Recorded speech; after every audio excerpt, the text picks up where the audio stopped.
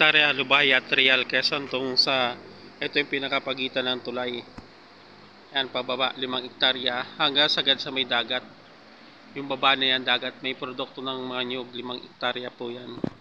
Kasama po ito dito, magkamag-anak may-ari. 5 hektarya, may papel po ito. Ito po yung ilog ng Lubaya, Trial, Quezon. Yan, ito naman po yung tulay niya. Yan, tulay ng Lubaya, Trial, Quezon.